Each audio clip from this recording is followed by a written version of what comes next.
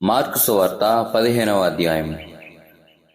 ఉదయం కాగానే ప్రధాన యాజకులను, పెద్దలను, శాస్త్రులను, మహాసభ వారందరూ కలిసి ఆలోచన చేసి యేసును బంధించి తీసుకొని పోయి పిలాతునకు అప్పగించిరి. పిలాతు, యూదుల రాజువు నీవేనా అని ఆయనను అడుగగా, ఆయన నీవన్నట్టే అని అతనితో చెప్పాను. ప్రధాన యాజకులు ఆయన మీద అనేకమైన నేరములు మోపగా, పిలాతు ఆయనను చూచి, మరలా నీవు ఉత్తరం ఏమీ చెప్పవా? నీ మీద వీరు ఎన్నెన్ని నేరములు మోపుచున్నారో చూడమనెను. ఆయనను యేసు మరి ఏ ఉత్తరము చెప్పలేదు కనుక పిలాతు ఆశ్చర్యపడెను. ఆ పండుగలలో వారు కోరుకొనిన ఒక ఖైదీని పిలాతు విడిపించువాడు. అధికారుల నిద్రించి కలహములో నరహత్య చేసిన వారిలో కూడా బంధింపబడి ఉండిన బరబ్బా అను ఒకడుండెను. జనులు గుంపుగా కూడి వచ్చి అతడు అది వరకు తమకు చేయుచూ వచ్చిన ప్రకారము చేయవలనని అడగగా, ప్రధాన యాజకులు అసూయ చేత యేసును అప్పగించిరని పిలాతు తెలుసుకొని, నేను యూదుల రాజును, నీకు విడుదల చేయగోరుచున్నారా అని అడిగాను. అతడు బరబ్బాను తమకు విడుదల చేయవలనని జనులు అడుగుకున్నట్లు ప్రధాన యాజకులు వారిని ప్రేరేపించిరి. అందుకు పిలాతు, అలాగైతే యూదుల రాజుని మీరు చెప్పువానిని నేనేమి చేయవలనని మరలా వారిని అడిగాను. వారు వానికి శిలువ వేయమని మరలా కేక వేసిరి.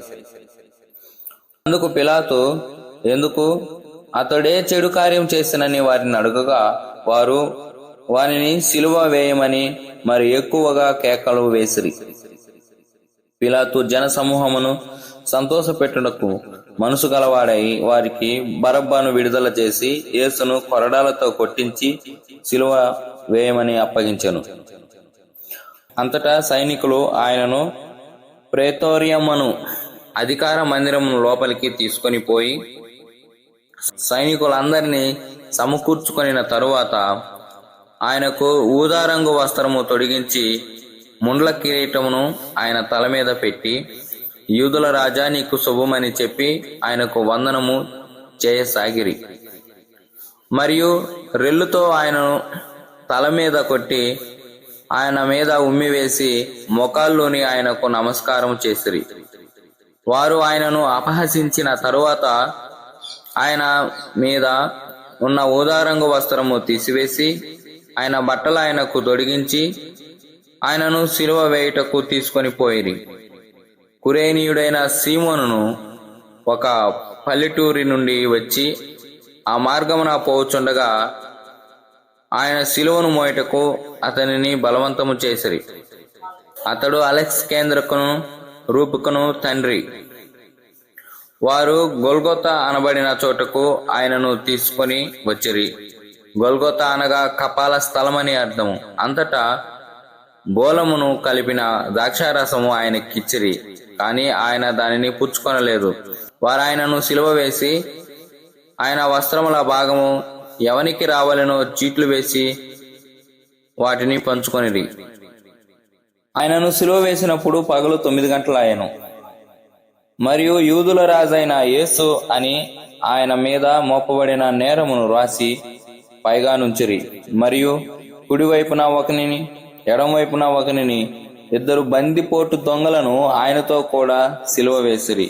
అప్పుడు ఆ మార్గమున వెలుచున్న వారు తమ తలలు చూచు, ఆహా, దేవాలయమును పడగొట్టి 3 దినములలో కట్టువాడా, సిలువ మీద నుండి దిగి నిన్ను నీవే రక్షించుకోనమని చెప్పి ఆయనను దూషించిరి. అట్లు శాస్త్రులను ప్రధాన యాజకులను అపహాస్యము చేయుచు, వీడితరులను రక్షించను, తన్ను తాను రక్షించుకొనలేడు. ఇశ్రాయేలు రాజగు క్రీస్తు ఇప్పుడు శిలువ మీద నుండి దిగి రావచ్చును. అప్పుడు మనము చూచి నమ్ముదమని ఒకరితో ఒకరు చెప్పుకొనిరి. ఆయనతో కూడా శిలువ వేయబడిన వారును ఆయనను నిందించిరి. మధ్యాహ్నము మొదలుకొని 3 గంటల వరకు ఆ దేశమంతటను చీకటి కమ్మెను. 3 గంటలకు యేసు ఎల్లోయి ఎల్లోయి లామా సబక్తా అని బిగ్గరగా కేక వేసెను. ఆ మాటకు నా దేవా, నా దేవా, నన్ను ఎందుకు చేయి విడిచితివి అని అర్థము. దగ్గర నిలిచిన వారిలో కొందరు ఆ మాట విని, ఇదిగో ఏలియాను పిలుచుతున్నాడనిరి. ఒకడు పరిగెత్తుకొని పోయి ఒక స్పాంజి చిరకలో ముంచి రెల్లును తగిలించి ఆయనకు త్రాగనిచ్చిరి. తాలుడి, ఏలియా వీణ్ణి దింపవచ్చునేమో చూతుమనెను. అంతటా యేసు గొప్ప కేక వేసి ప్రాణం విడిచెను. అప్పుడు దేవాలయపు తెర పైనుండి క్రిందికి రెండుగా చినిగెను. ఆయనకెదురుగా నిలిచి ఉన్న శతాధిపతి ఆయన ఇలాగూ ప్రాణం విడుచుట చూచి, నిజముగా ఈ మనుష్యుడు దేవుని కుమారుడే అని చెప్పెను. కొందరు స్త్రీలు దూరము నుండి చూచుచుండిరి. వారిలో మగ్దలేని మరియయు, చిన్న యాకోబు, యోసే అను వారి తల్లి అయిన మరియయు, సలోమియు ఉండిరి. ఆయన గలిలియాలో ఉన్నప్పుడు వీరు ఆయనను వెంబడించి ఆయనకు పరిచారం చేసిన వారు. వీరు కాక ఆయనతో యెరూషలేమునకు వచ్చిన ఇతర స్త్రీలు అనేకులు వారిలో ఉండిరి. ఆ దినము సిద్ధపరచు దినము, అనగా విశ్రాంతి దినమునకు పూర్వదినము కనుక సాయంకాలం అయినప్పుడు అరిమతాయి యోసేపు తెగించి పిలాతునొద్దకు వెళ్లి యేసు దేహము తమకెమ్మని అడిగెను. అతడు ఘనత వహించిన ఒక సభ్యుడై దేవుని రాజ్యము కొరకు ఎదురు చూచువాడు. పిలాతు ఆయన ఇంతలోనే చనిపోయేనా అని ఆశ్చర్యపడి ఒక శతాధిపతిని తన యొద్దకు పిలిపించి, ఆయన ఇంతలోనే చనిపోయేనా అని అతన్ని అడిగాను. శతాధిపతి వలన సంగతి తెలుసుకొని యోసేపునకు ఆ శవం అప్పగించెను. అతడు నారబట్టకొని ఆయనను దింపి ఆ బట్టతో చుట్టి బండలో తొలిపించిన సమాధి యందు ఆయనను పెట్టి ఆ సమాధి ద్వారమునకు రాయి పొర్లించెను. మగ్దలేని మరియయు, యోసే తల్లి అయిన మరియయు ఆయన ఉంచబడిన చోటు చూచిరి.